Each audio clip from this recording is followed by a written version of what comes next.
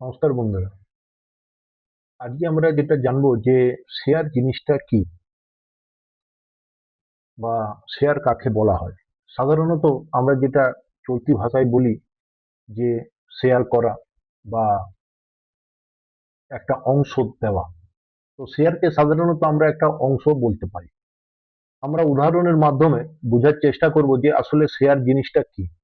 আমরা যে শেয়ার বাজার বলি বা শেয়ার মার্কেট বলি, বেসিক ব্যাপারটা কি এবং কি করে কোনো কোম্পানি নিজের শেয়ার বের করে এবং কি করে সে শেয়ারটা মাধ্যমে একটা টাকা পায় এবং যে ব্যক্তি বিনিয়োগ করে সেই শেয়ারে তার কি লাভ হয়। শেয়ার জিনিসটা আসলে কি, কিভাবে দেখতে, এটা কি কোনো কমোডিটি, না এটা কোনো একটা পিস অফ পেপার, না কোনো একটা ডিজিটাল পেপার। আমরা সেটা জানার চেষ্টা করব যে শেয়ার জিনিসটা কি। সব থেকে প্রথমে আমরা একটা উদাহরণের মাধ্যমে জানার চেষ্টা করব যে একটা ব্যবসা কিভাবে শুরু হয় এবং সেটা শেয়ার বাজারে কি করে আসে। একটা উদাহরণের দ্বারাই আমরা বোঝার চেষ্টা করব। ধরুন, একজন ব্যক্তি স্যাম, সে কলকাতায় থাকে। এরপর সে 2018 সালের আশেপাশে একটা ব্যবসা শুরু করে এবং সেটা ও সিমেন্ট ফ্যাক্টরি লাগায়।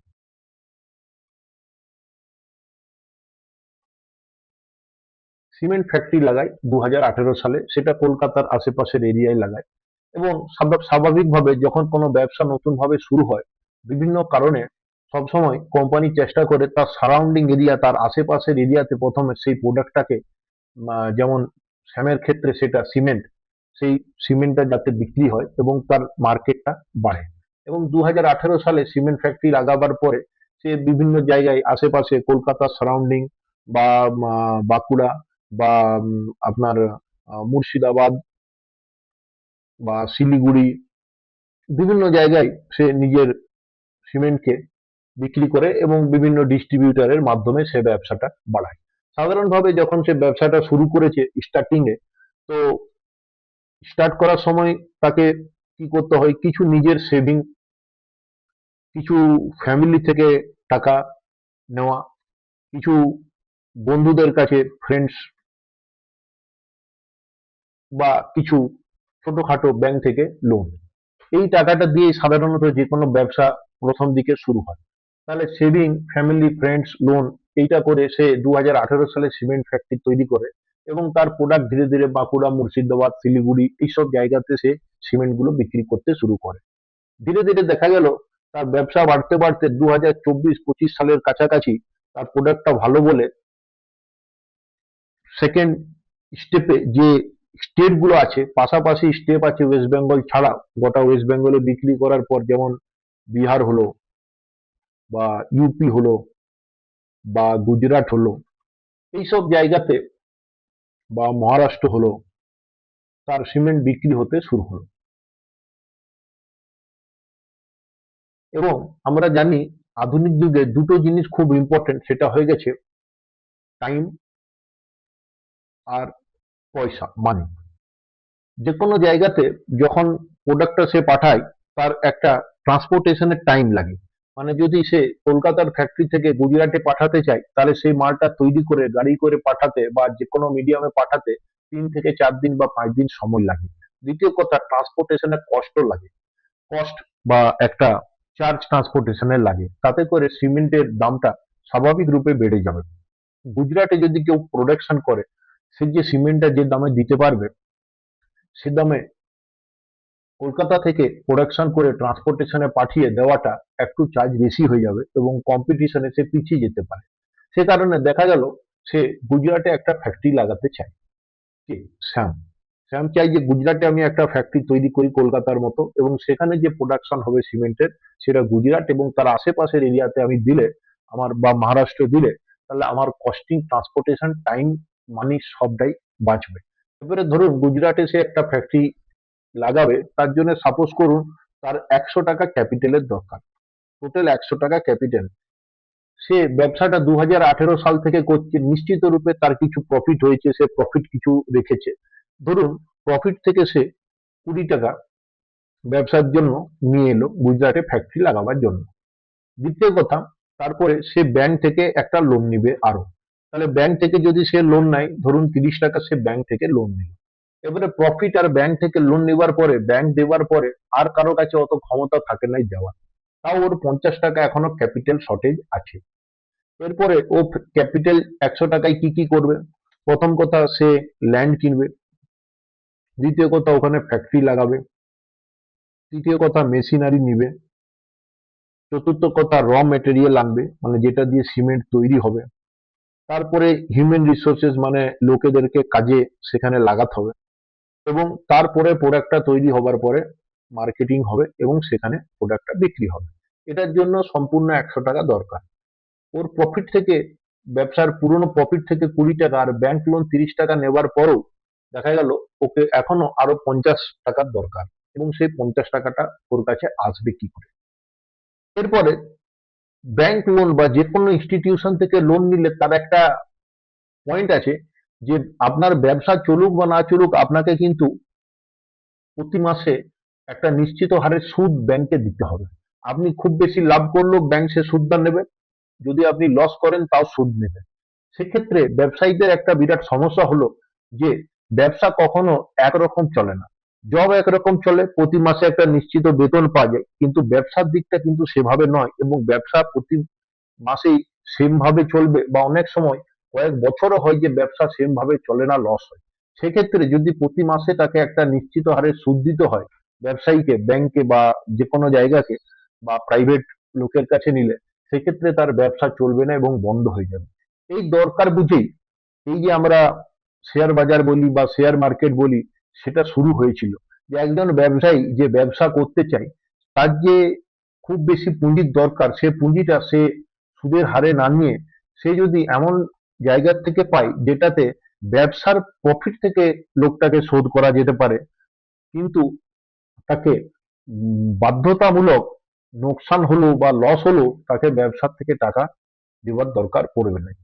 এই জিনিসটাকে বুঝার পরে, এবং একজন সাধারণ ব্যক্তি সে একটা বড় ব্যবসা তৈরি করতে পারবে না, কিন্তু সে শেয়ার বাজারে একটা ছোট পুঁজি বা ছোট টাকা দিয়ে একটা বড় ব্যবসা যেটা চলছে সেটাতে অংশগ্রহণ করে তার লাভ উঠাতে পারে।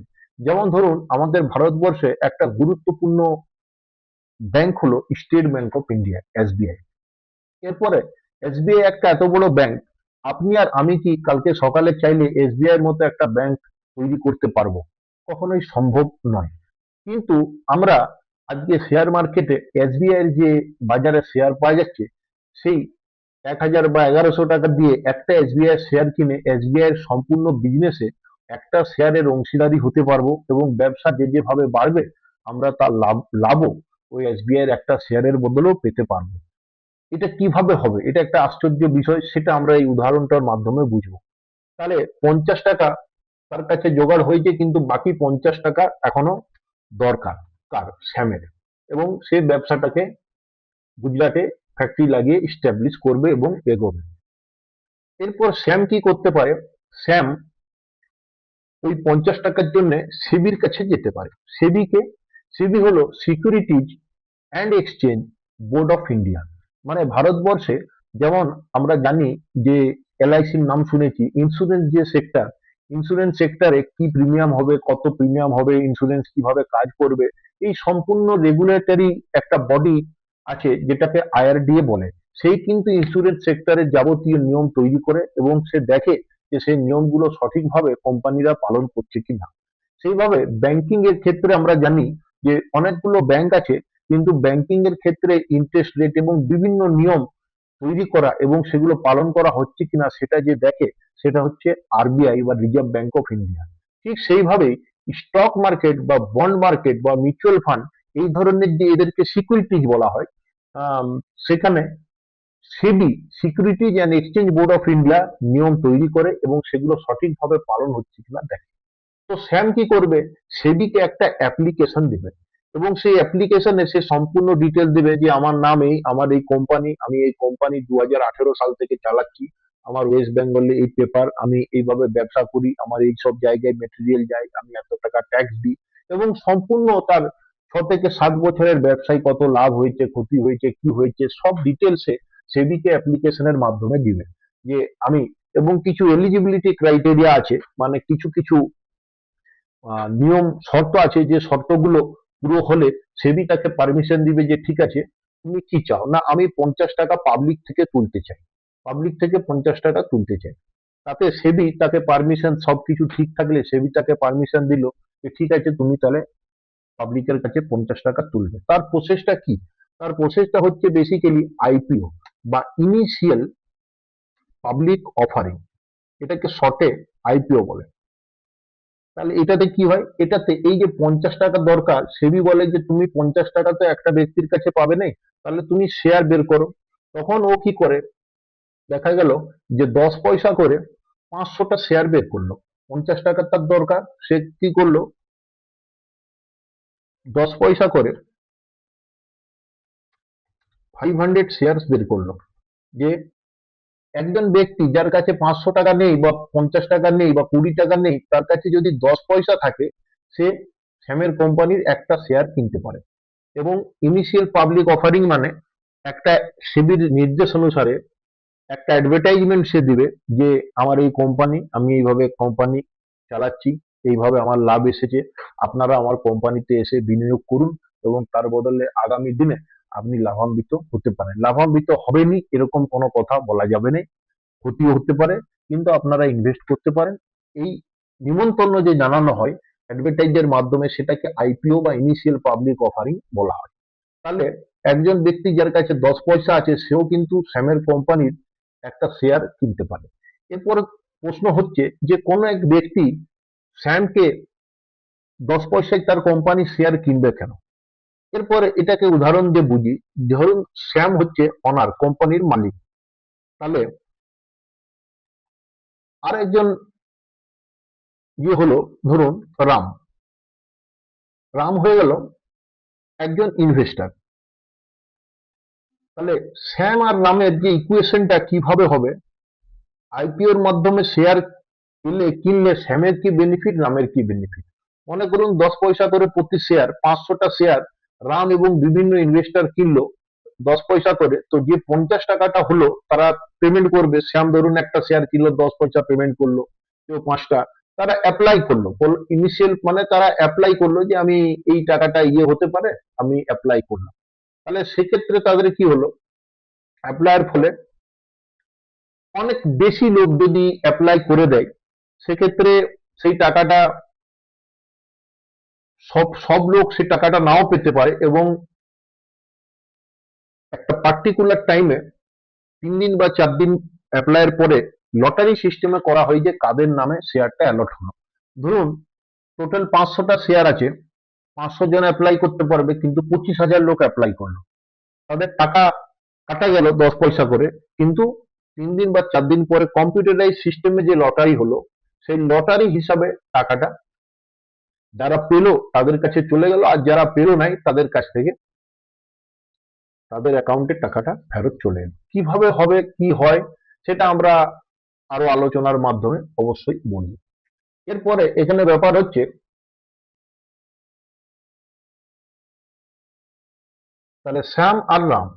শ্যাম যে আছে, সে যখন রাম ইনভেস্ট করলো 10 পয়সা, সেই টাকাটা শ্যাম পেলো এবং তার 50 টাকা যে ক্যাপিটালের দরকার, সে ক্যাপিটালটা তার কাছে চলে এলো। শ্যাম রামের মতো আরো ইনভেস্টররা করলো, তাহলে ক্যাপিটাল পেয়ে গেল এবং সে তার ব্যবসা করলো। এরপর রামের কি লাভ হবে? রামের লাভ হবে, প্রথমে একটা ছোট অ্যামাউন্ট, সিমেন্ট ফ্যাক্টরি করার মতো ক্ষমতা রামের না থাকলেও একটা ছোট অ্যামাউন্ট দিয়ে সে শ্যামের কোম্পানির যতটা শেয়ার কিনলো, 1টা হোক, 10টা হোক, 20টা হোক, সে তার ব্যবসার অংশীদারি হলো বা মালিক হলো রাম, শ্যামের ব্যবসার। এরপরে ধরুন শ্যাম কি ছিল, 100% ওনার ছিল।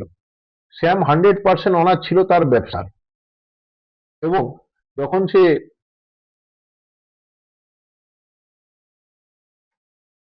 100% অনার ছিল, কিন্তু যখন সে শেয়ার বাজারে নিজের স্বামিত্ব দিয়ে কিছু টাকা তুললো, দেখা গেল সে ক্যাপিটাল নেবার পরে এখন আর সে 100% অনার নয়, সে এখন 80% অনার হয়ে গেল। মানে 20% শেয়ার সে মার্কেটে ছাড়লো, যার ছোট ছোট করে অনেকে মালিক হলো, যেমন রাম হলো এবং আরো কিছু লোক হলো। তাহলে সেক্ষেত্রে শ্যামের কি হলো, যে সে ক্যাপিটাল পেলো প্লাস তার স্বামিত্ব কিছুটা গেল, কিন্তু সে ক্যাপিটাল দিয়ে ব্যবসাটাকে বাড়াতে পারবে। রামের কি লাভ হলো? রাম একটা ছোট পয়সা দিয়ে 10 পয়সা দিয়ে একটা শেয়ার কিনলো, এবং সে শ্যামের 2018 সাল থেকে যে ব্যবসা চলছে যেখানে লাভ হচ্ছে, সেই বড় ব্যবসার অংশীদারি হলো। এবং রাম সেখানে কি পাবে? না, দুটো বেনিফিট নামের হতে পারে। একটা হচ্ছে ইনক্রিজ ইন শেয়ার ক্যাপিটাল, মানে শেয়ারের দামটা বাড়বে। যখন কোনো ব্যবসা চলবে এবং ব্যবসাতে লাভ হবে, তো স্বাভাবিক রূপে শেয়ারের দামটা বাড়বে। যেটা 10 পয়সাতে কিনেছে রাম, সেটা 20 পয়সা, 30 পয়সা, 40 পয়সা, 50 পয়সা, 5 গুণ, 6 গুণ, 10 গুণও হতে পারে। আর দ্বিতীয় কথা হচ্ছে ডিভিডেন্ড পাবে। ডিভিডেন্ড মানে লাভ্যাংশ বা লাভের একটা স্বাভাবিক অংশ। মানে ধরুন যে রাম 100টা শেয়ার টোটাল কিনেছে শ্যামের, এবং শ্যামের প্রতি কোম্পানিতে যে লাভ হয়েছে, দেখা গেল প্রতি শেয়ারে তার 5 পয়সা করে লাভ হয়েছে। তাহলে যদি 5 পয়সা করে লাভ হয় এবং 100টা শেয়ার রামের কাছে আছে, তো সে প্রতি শেয়ার 5 পয়সা করে লাভ্যাংশ পাবে। এবং এইভাবেই তার লাভ হবে, শেয়ারের ভ্যালুও বাড়বে। 10 পয়সায় কেনাটা 50 পয়সাও হতে পারে। প্লাস প্রতি 3 মাসে বা 6 মাসে স্যাম একটা লাভ্যাংশ বা ডিভিডেন্ড অ্যানাউন্সমেন্ট করবে, এবং সেটা রামের অ্যাকাউন্টে চলে যাবে। তাহলে শেয়ারের প্রাইসটাও বাড়ছে, প্লাস ডিভিডেন্ডও পাচ্ছে। এইরকম ভাবেই আপনি উদাহরণ সহিত এরপরে শেয়ার বাজারের কোম্পানিগুলো দেখি। ধরুন স্টেট ব্যাংক অফ ইন্ডিয়া, আপনি বা আমি স্টেট ব্যাংক অফ ইন্ডিয়ার শেয়ার মতো ব্যাংককে কিনা, বা স্টেট ব্যাংক অফ ইন্ডিয়ার মতো একটা ব্যাংক তৈরি করা আমার আপনার পক্ষে সম্ভব নয়। কিন্তু আমার কাছে যদি 1 লক্ষ টাকা থাকে, তাহলে এসবিআই এর একটা শেয়ারের দাম যদি 1000 টাকার মতো হয় পার শেয়ার, তাহলে আমি 1 লক্ষ টাকা ইনভেস্ট করে আমি 100টা শেয়ার এসবিআই এর কিনতে পারি। এবং আমি 100টা শেয়ারের মালিক হলাম, এসবিআই এর ব্যবসাতে আমি অংশীদার হলাম। কালকে যদি এসবিআই 5 টাকা করে পার শেয়ার ডিভিডেন্ড দেয়, মানে ব্যবসা করার পর লাভ্যাংশ বা লাভের অংশ দেয় প্রতি 3 মাসে বা 6 মাসে, তাহলে আমার 100 শেয়ারটা যেমন আছে, আমি 5 টাকা করে 500 টাকা পেয়ে গেলাম ডিভিডেন্ড। প্লাস 1000 টাকা শেয়ারের দামটাও ব্যবসায়ী যখন বৃদ্ধি পাবে, 100 টাকা 1000 শেয়ারের দামটা 1100, 1200, 1300, 1400, 1500, দীর্ঘ সময়কালীন দীর্ঘমেয়াদী একটা শেয়ারের প্রাইসও বাড়তে থাকবে। তাহলে আমি একটা ছোট টাকা দিয়ে আজকে এসবিআই, বা আমি যদি রিলায়েন্সের একটা শেয়ার কিনতে চাই, আমি রিলায়েন্সের মতো একটা ব্যবসা কয়েক হাজার কোটি টাকা দিয়ে করতে পারবো না, কিন্তু রিলায়েন্সের আমি একটা শেয়ার কিনতে পারবো। এবং বিভিন্ন শেয়ার আছে, ভোল্টাসের এসি হোক, এবং আপনি আদার কোনো ব্যাংক হোক, পাঞ্জাব ন্যাশনাল ব্যাংক হোক, এইচডিএফসি ব্যাংক হোক, আইসিআইসিআই ব্যাংক হোক, এইরকম প্রচুর শেয়ার আছে, প্রায় 4 থেকে 5 হাজার, যাতে যে কোম্পানিতে আপনি টাকা বিনিয়োগ করতে পারেন এবং তার শেয়ার প্রাইসও বাড়তে পারে, এবং সেখানে একটা লাভ্যাংশ পেতে পারে। এরপরে এখানে আরেকটা ব্যাপার আছে, শ্যাম যে অনার, তার আরেকটি জিনিস আছে, সে যে শেয়ার দিয়ে টাকা নিল, সে বিজনেস পার্টনার তৈরি করলো ইনভেস্টরকে। সে কিন্তু কোনো সুদ তাকে দিচ্ছে না। যদি ব্যবসা না চলে বা ব্যবসায়িক ক্ষতি হয়, তাহলে তাকে লাভ্যাংশ দিতেই হবে, এরকম কিন্তু বাধ্যবাধকতা নেই। সেক্ষেত্রে অ্যাজ এন ইনভেস্টর, রামকে কিন্তু ক্ষতি হলে তার কাছ থেকে কেউ টাকা নেবে না, কিন্তু ক্ষতি হলে সে কোনো লাভ্যাংশ পাবে না। প্লাস শেয়ারের যে প্রাইস, যেটা সে 10 পয়সায় কিনেছে, সেটা কমে 8 পয়সাও হয়ে যেতে পারে, বা 7 পয়সাও হয়ে যেতে পারে। সেক্ষেত্রে শ্যাম কিন্তু রামকে কোনো ইন্টারেস্ট দেবে না, কিন্তু ব্যবসা বাড়লে নিশ্চিত রূপে রাম লাভ্যাংশ পাবে, শেয়ারের পয়সাও বাড়বে। তাহলে ব্যবসা চলুক না চলুক, সুদ দিতে হবে, এই দায়িত্ব থেকে শ্যাম কিন্তু মুক্ত থাকছে। এটাই হচ্ছে সাধারণত শেয়ার বাজার বা শেয়ার বা অংশ। আশা করি উদাহরণের মাধ্যমে আমি বুঝাতে পারলাম। প্রতিটা শেয়ারের প্রাইস আছে, এবং সে শেয়ারের প্রাইসটা দেখা যেতে পারে, আমরা একটা সাইটের মাধ্যমে দেখতে পারি। ন্যাশনাল স্টক এক্সচেঞ্জ বা এনএসসি, যেটা আমরা আলোচনা করেছি, সেখানে আমরা একটা শেয়ারের প্রাইস দেখতে পারি। যেমন ধরুন SBI, state bank of India. তো স্টেট ব্যাংক অফ ইন্ডিয়ার আমরা একটা শেয়ারের প্রাইস দেখি। যেমন আজকে স্টেট ব্যাংক অফ ইন্ডিয়ার প্রাইস চলছে 1059 বা 1060 টাকা। তো এইভাবে কারো কাছে যদি 1060 টাকা আছে, প্লাস কিছু ব্রোকারেজ আর চার্জেস যা লাগে 20 টাকা বা 30 টাকা, যেটাই হোক, তো 1100 টাকা যদি মোটামুটি কারো কাছে আছে, সে কিন্তু স্টেট ব্যাংক অফ ইন্ডিয়ার একটা শেয়ার কিনতে পারে, এবং স্টেট ব্যাংক অফ ইন্ডিয়ার ব্যবসাতে একটা শেয়ার কিনে সে অংশীদার হতে পারে, সে মালিক হতে পারে। এইভাবেই এই উদাহরণের মাধ্যমে শেয়ার জিনিসটা কি সেটা বোঝাবার চেষ্টা করলাম, এবং এটা সম্পূর্ণরূপে এডুকেশনাল পারপাস বিষয়টাকে জানার জন্য আমি বোঝালাম। এটাকে কোনোভাবেই স্টেট ব্যাংক অফ ইন্ডিয়া বা রিলায়েন্স বা যে কোনো শেয়ারের আমি নাম নিলাম সেটাকে আমি কেনা বা বেচার কোনো রেকমেন্ডেশন দিচ্ছি না। অ্যাজ পার সেবি গাইডলাইন আমি এটাকে মেনটেন করে আপনাকে জানালাম। Thank you.